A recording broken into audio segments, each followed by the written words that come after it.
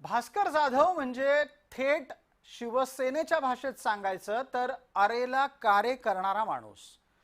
त्यामुळे गुहागरात त्यांचे वाद अनेकांशी आहेत, पण गुहागरातला हा त्यांचा वाद केवळ आणि केवळ गुहागर पुरता नाही, तर तो वाद तळ कोकणापर्यंत गेलेला आहे. त्यांचं पहिलं भांडण नारायण राणेंशी स्वाभाविकरित्या होतं, कारण नारायण राणेंनी शिवसेना सोडली आणि ठाकरेंशी पंगा घेतला. पुढे स्थानिक पातळीवरच्या राजकारणात त्यांनी रामदास कदम यांच्याशी संघर्ष केला. ज्यानंतर राजकारण थोडंसं फिरलं आणि मविया जन्माला आली, त्यावेळेला आधी नारायण राणे नंतर रामदास कदम यांच्याशी संघर्ष करणाऱ्या भास्कर जाधव यांना आपली राजकीय कारकीर्द ही उदय सामंत यांच्यासारख्या एका नवख्या नेत्याशी संघर्ष करताना टिकवून ठेवावी लागली.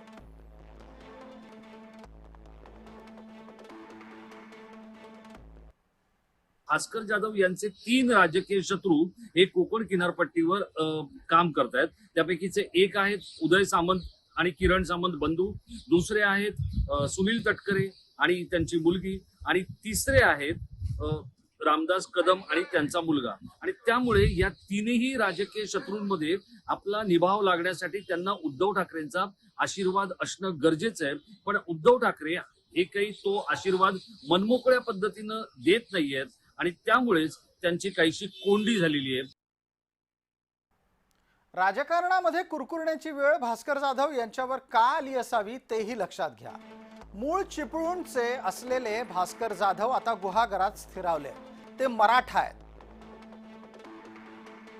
गुहागरमध्ये कुणबी बहुसंख्य आहेत असं असून सुद्धा भास्कर जाधव तिथून निवडून येतात, हे विशेष.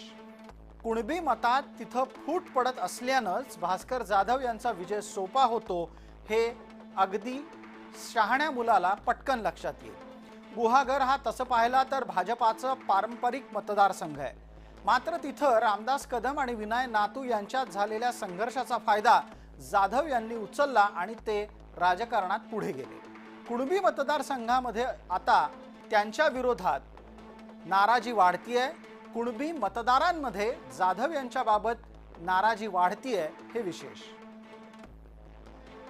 सध्या कोकणाची परिस्थिती आपण जर बघितली तर कोकणामध्ये उद्धव बाळासाहेब ठाकरे गटाचे एक एक कार्यकर्ते त्या मतदारसंघातले हे शिंदे सेनेच्या गळाला लागलेले आहेत.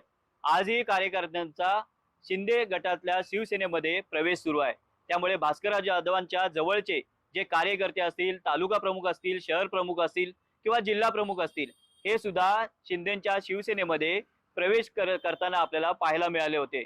त्यामुळे नक्कीच भास्करराव जाधवांच्या पक्षातले जे महत्वाचे कार्यकर्ते आहेत, या कार्यकर्त्यांची उणीवा कशी भरून काढणार याचा सुद्धा विचार भास्करराव जाधव करतायत. आगामी निवडणुकीच्या वेळेस भास्करराव जाधव काटावरती पास झाले आणि निवडून आले होते विधानसभेच्या गुहागरच्या मतदारसंघातून. निसटता पराभव होता, मात्र विजयी झाले होते.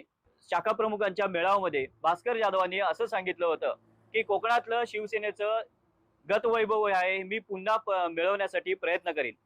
मात्र हे गतवैभव शिवसेनेच्या कुठल्या नक्की पक्षामधनं मिळवण्याचा प्रयत्न करणार हे येणाऱ्या आगामी काळातच आपल्याला पाहायला लागणार आहे.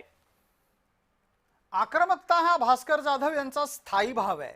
ज्या आक्रमकतेमुळे भास्कर जाधव यांना आजवर अनेकदा राजकारणात संधी मिळत गेली, तीच आक्रमकता मात्र आता भास्कर जाधव यांच्यासाठी मर्यादा ठरते आहे. भास्कर जाधव यांना आक्रमकतेमुळेच एकनाथ शिंदे यांनी बंड केल्यानंतर दूर ठेवलं.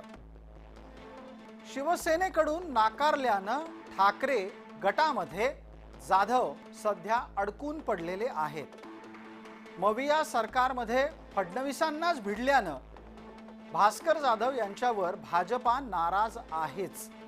शरद पवारांची साथ सोडल्यानं तिकडचे दरवाजेही भास्कर रावांसाठी बंद झाले आहेत. तर अजित पवारांशी जुळवून घेणं हे भास्कर जाधव यांना शक्य नाही, हेही तितकंच खरं. जाधवांसारखा नेता आता उद्धव बाळासाहेब ठाकरे या पक्षात असूनही चिपळूणमध्ये तालुका प्रमुख पक्ष सोडून गेलेले आहेत, शहर प्रमुख पक्ष सोडून गेले आहेत. अशा वेळेला गुहागर बरोबर चिपळूणला देखील एका चांगल्या नेतृत्वाची गरज आहे. मग ह्या नेतृत्वाची जबाबदारी आपल्याकडे मिळेल का? किंवा किंबहुना ह्याच्या पूर्वी देखील चिपळूणमध्ये जेव्हा पूर आलेला आहे, चिपळूणमध्ये संकट आलेले आहेत, त्या वेळेला भास्कर जाधवने माझ्याकडे जेव्हा जबाबदारी येईल तेव्हा मी छातीचा कोट करून पुढे उभं राहीन असे देखील बोललेले आहेत. याचा अर्थ असा होतो की भास्कर जाधव यांना कोकणची जबाबदारी हवी किंवा किंबहुना किमान रत्नागिरी जिल्ह्याची जबाबदारी पक्षाने द्यावी, उद्धव बाळासाहेब ठाकरे या पक्षाने त्यांच्यावर जबाबदारी द्यावी अशी तरी किमान त्यांची अपेक्षा असावी असं एकंदरीत दिसतंय. ऐन विधान भवनाचं अधिवेशन तोंडावर आलेलं असताना भास्कर जाधव यांना निवृत्तीचे वेध लागावेत असं काय घडतंय ठाकरे गटात हे लक्षात घ्या. भास्कर जाधव यांना स्वतःच्या मुलाला आमदार करायचंय, ते त्यासाठी प्रयत्नशील आहेत. पण ठाकरे गटामध्ये मात्र वेगळंच घडतंय. ठाकरे गटाला आता आदित्य ठाकरेंचं नेतृत्व प्रस्थापित करायचं आहे. आदित्यच्या नेतृत्वामध्ये उद्धव गटाला मुंबई महानगरपालिकेची निवडणूक लढायची आहे. त्यामुळे आदित्य ठाकरे येत्या अधिवेशनामध्ये गटनेता घोषित केला जाऊ शकतो असंही समजतंय. या स्थितीत भास्कर जाधव यांना स्वतःच्या राजकीय भवितव्याची चिंता लागलेली आहे.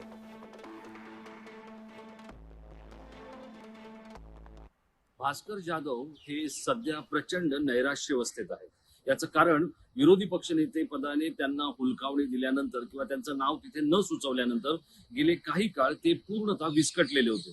आणि सगळ्यात महत्वाचं कारण जे अजून कोणाच्याच लक्षात आलेलं नाहीये ते आहे भास्कर जाधव यांचा मुलगा विक्रांत जाधव याचं राजकीय भविष्य हे काही भास्कर जाधव यांना स्थिर स्थावर होताना दिसत नाहीये. कारण ते ज्या मतदारसंघातून निवडून आलेत तो मतदारसंघ गुहागर हा भाजपच्या प्राबल्याखाली असलेला मतदारसंघ आहे.